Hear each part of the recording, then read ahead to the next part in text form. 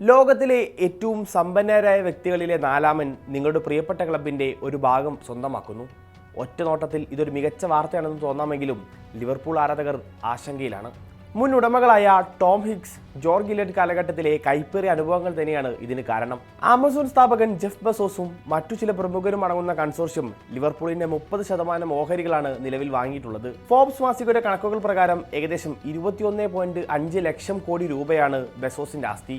ലിവർപൂളിന്റെ കഴിഞ്ഞ വർഷത്തെ റെക്കോർഡ് വരുമാനം ഏകദേശം 7522 കോടി രൂപയായിരുന്നു. ഇതിന്റെ 270 ഇരട്ടിയാണ് ബെസോസിന്റെ മൊത്തം ആസ്തി. പുതിയ നിക്ഷേപകരുടെ ലക്ഷ്യങ്ങളെക്കുറിച്ച് വ്യക്തമായ വിവരങ്ങൾ ലഭിക്കാത്തതിനാൽ ആരാധകർക്ക് സ്വാഭാവികമായും ആശങ്കകളുണ്ട്. അങ്ങനെയെങ്കിൽ ഈ ഡീലിലൂടെ യഥാർത്ഥത്തിൽ നേട്ടമുണ്ടാക്കുന്നത് ആരാണ്? ക്ലബിനോ അതോ നിലവിലെ ഉടമകളായ ഫെൻവേ സ്പോർട്സ് ഗ്രൂപ്പിനോ? പരിശോധിക്കാം. നേരത്തെ പറഞ്ഞ പോലെ ഈ ഡീലിൽ ഏറ്റവും വലിയ സാമ്പത്തിക നേട്ടം ഉണ്ടാക്കാൻ പോകുന്നത് FSG തന്നെയാണ്. 2010 സാമ്പത്തികമായി പാപ്പരാകലിന്റെ വക്കലായിരുന്ന ലിവർപൂളിനെ വെറും 3210 കോടി രൂപക്കാണ് FSG സ്വന്തമാക്കുന്നത്.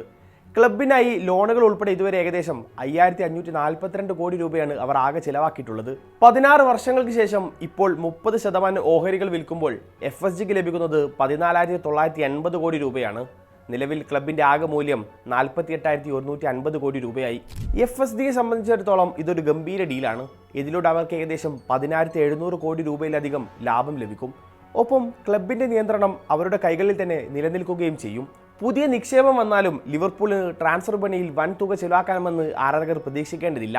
പ്രീമിയർ ലീഗിലെ സാമ്പത്തിക നിയമങ്ങൾ പ്രകാരം ക്ലബിന്റെ വാണിജ്യ വരുമാനത്തെ അടിസ്ഥാനമാക്കിയാണ് ട്രാൻസ്ഫർ ബജറ്റ് തീരുമാനിക്കുന്നത്, അല്ലാതെ ഉടമയുടെ ആസ്തിയെയല്ല. എന്തുകൊണ്ട് ബെസോസ് സ്പോർട്സ് മേഖലയിലേക്ക് കാലെടുത്തു വെച്ചു? ഈ പർച്ചേസിൽ ബെസോസിനൊപ്പമുള്ളത് ആരൊക്കെയാണ്? സംശയങ്ങളുണ്ടോ? പറഞ്ഞുതരാം. 5 വർഷം മുമ്പ് ആമസോൺ CEO സ്ഥാനം ഒഴിഞ്ഞ ബെസോസ് സ്പേസ് കമ്പനിയായ ബ്ലൂ ഒറിജിൻ, വാഷിംഗ്ടൺ പോസ്റ്റ് പത്രം എന്നിവയുടെ എല്ലാം ഉടമയാണ്. ലിവർപൂളിനായി നൽകുന്ന വാഗ്ദാന തുകയുടെ ഇരട്ടി മൂല്യം വരുന്ന ആമസോൺ ഓഹരികൾ, അതായത് ഏകദേശം 33,170 കോടി രൂപയുടെ ഓഹരികൾ കഴിഞ്ഞ ആഴ്ച അദ്ദേഹം വിറ്റിരുന്നു. അമേരിക്കൻ സ്പോർട്സ് ഫ്രാഞ്ചൈസികൾ വാങ്ങാൻ അദ്ദേഹം മുമ്പ് ശ്രമം നടത്തിയിരുന്നെങ്കിലും അവക്ക് വില കൂടുതലായതിനാലും ലഭ്യമല്ലാത്തതിനാലും നടന്നില്ല. അദ്ദേഹം താല്പര്യം പ്രകടിപ്പിച്ചിരുന്ന അമേരിക്കൻ ഫുട്ബോൾ ടീമായ സിയാറ്റിൽ സീഹോക്ക് ഏകദേശം 78,110 കോടി രൂപയ്ക്കും വാഷിംഗ്ടൺ കമാൻഡേഴ്സ് ഏകദേശം 49,220 കോടി രൂപയ്ക്കും വിറ്റുപോയി. തൻ്റെ ആസ്തിയുടെ വളരെ ചെറിയ ശതമാനം മാത്രം മുടക്കി ലോകത്തിലെ മികച്ച സ്പോർട്സ് ബ്രാൻഡുകളിലൊന്നിൻ്റെ ഭാഗമാകാൻ കഴിയുമെന്നതാണ് ലിവർപൂളിലേക്ക് അദ്ദേഹത്തെ ആകർഷിക്കുന്നത്. അമേരിക്കയിൽ ലിവർപൂളിന് വലിയൊരു ആരാധക വൃത്തവുമുണ്ട്. ബെസോസിനൊപ്പം ഫേസ്ബുക്ക് സഹസ്ഥാപകൻ എഡ്വാർഡോ സാവറിൻ, ക്യൂൻസ് പാർക്ക് റേഞ്ചേഴ്സിന്റെ മുൻ സഹ ഉടമ അമിത് ഭാട്ടിയ എന്നിവരും ഈ കൺസോർഷ്യത്തിലുണ്ട്. ബെസോസിന്റെ നേതൃത്വത്തിലുള്ള കൺസോർഷ്യം തങ്ങളുടെ ക്ലബ്ബ് വാങ്ങുമ്പോൾ ലിവർപൂൾ ആരാധകർക്ക് ചില ആശങ്കകളുണ്ട്. കാരണം തൊഴിലാളി വർഗ പശ്ചാത്തലത്തിൽ നിന്നും ഉയർന്നു വന്ന ക്ലബ്ബാണ് ലിവർപൂൾ. അതുകൊണ്ട് തന്നെ കോടീശ്വരന്മാരുടെ ഇടപെടലുകളെ അവർ സംശയത്തോടെയാണ് നോക്കിക്കാണുന്നത്.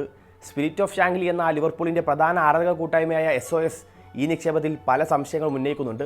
30% ഓഹരികൾക്ക് പകരമായി ബോർഡിൽ അവർക്ക് എത്രത്തോളം നിയന്ത്രണം ലഭിക്കും? ക്ലബിന്റെ നന്മയാണോ അതോ വെറും ലാഭകരമായ ഒരു ഇൻവെസ്റ്റ്മെന്റ് എന്ന നിലയിലാണോ അവർ ഇതിനെ കാണുന്നത്? ഇത്തരം ചില സംശയങ്ങളാണ് SOSനുള്ളത്.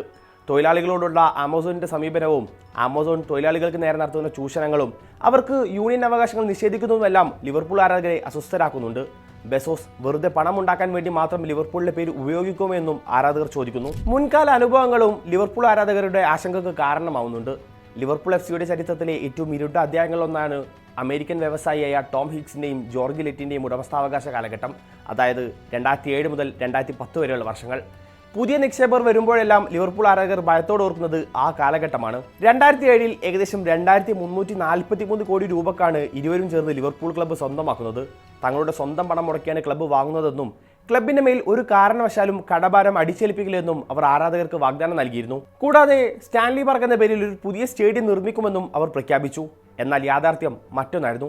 ലിവറേജ് ബൈഔട്ട് എന്ന രീതിയിലാണ് അവർ ക്ലബിനെ വാങ്ങിയത്. അതായത് ബാങ്കുകളിൽ നിന്ന് വലിയ തുക വായ്പയെടുത്ത് ക്ലബ്ബ് വാങ്ങുകയും ആ വലിയ കടം ക്ലബിന്റെ ബാധ്യതയായി മാറ്റുകയും ചെയ്തു.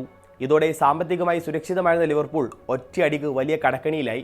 തുടക്കത്തിൽ ആവശ്യം കഴിഞ്ഞതോടെ ഹിഗ്സും ഗില്ലറ്റും തമ്മിൽ അഭിപ്രായ വ്യത്യാസങ്ങൾ തുടങ്ങുകയും അത് വലിയ ശത്രുതയിലേക്ക് മാറുകയും ചെയ്തു.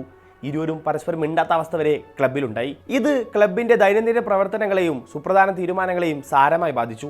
അന്നത്തെ ലിവർപൂൾ മാനേജറായിരുന്ന റാഫേൽ ബെനിറ്റസുമായും ഉടമകൾ നിരന്തരം ഏറ്റുമുട്ടി.